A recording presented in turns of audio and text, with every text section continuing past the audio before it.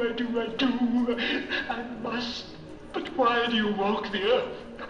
And why do you come to me? It is required of every man that the spirit within him should walk abroad among his fellow men. If it goes not forth in life, it is condemned to do so after death. It is doomed to wander through the world.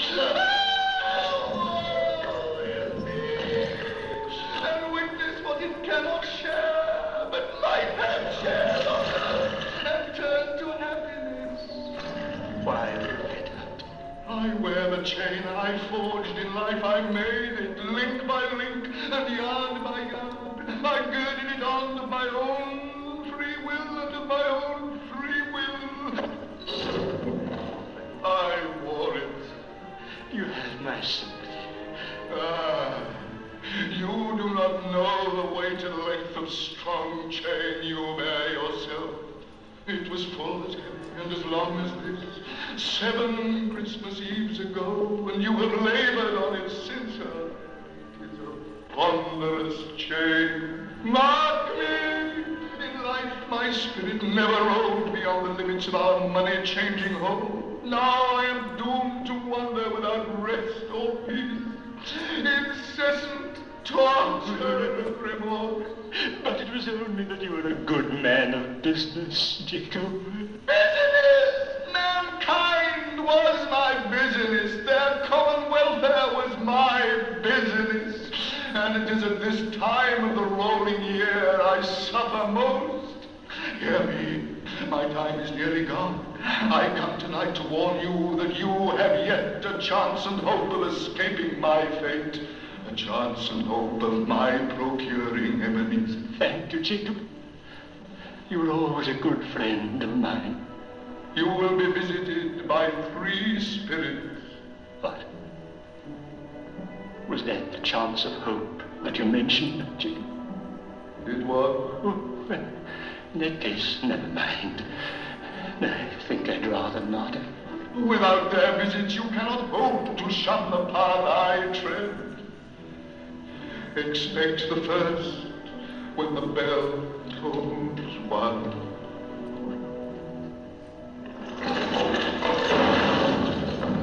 Look to see me no more.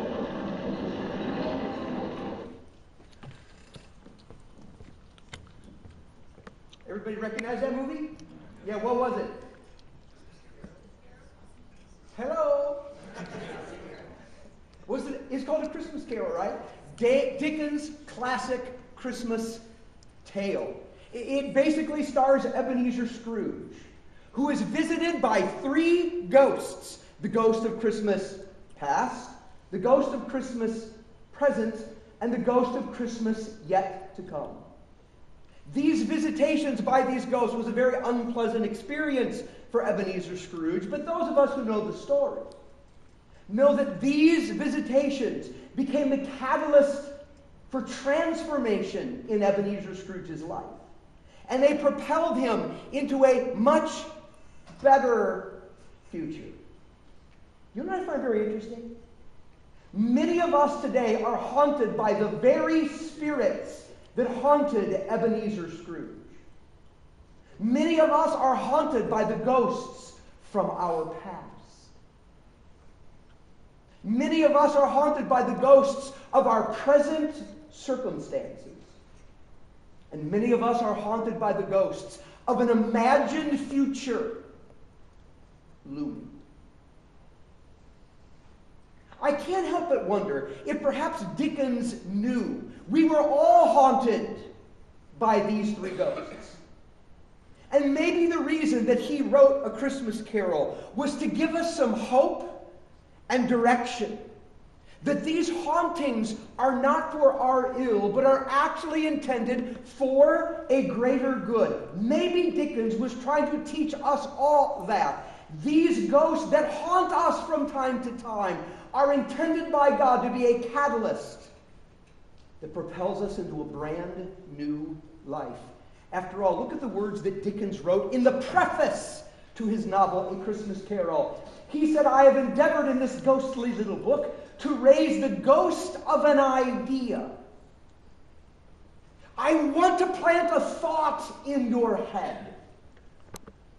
And this ghost of an idea, which shall not put my readers out of humor with themselves, each other, with the season, or with me. In other words, it's not really intended to harm or separate, but somehow to do us all good. May it haunt their houses pleasantly, and may no one wish to lay it aside. Yeah, you know what? We're all haunted by these ghosts from time to time. They come to us in the quiet moments of life. Perhaps they come and they stay for a long time. Perhaps they come for a moment and gone, only to return again. These hauntings are often triggered by things, memories, people, places, events, circumstances, times, seasons. But haunted most of us are. And so when we do what we want to do this Christmas season is we want to go ahead and tackle the ghosts of Christmas in the hopes that this will propel us into a brand new year being substantially different people.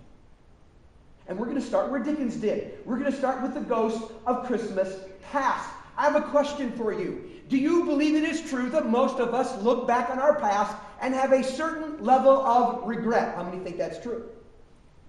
All right, how long do you have to live before you can look back behind you in the wake that you have left and look at certain things and you just regret them? You feel bad about them. You feel guilty about what you see in something in your past. And when we look back with regret, we can basically deal with that regret in one of two ways. I mean, in essence, we can deal with it like Judas dealt with regret, or we can deal with it like Peter dealt with regret. Now, some of you may know, these are actually two men who lived a couple of thousand years ago who had a number of things in common. First of all, they were both apostles, right? They were both part of the 12 people that Jesus initially picked to follow him, that he committed his teaching to, and that he was going to use to help change the world. They have that in common. You know what else they have in common? They did something that they regretted greatly. What is it that Judas did? He betrayed Jesus.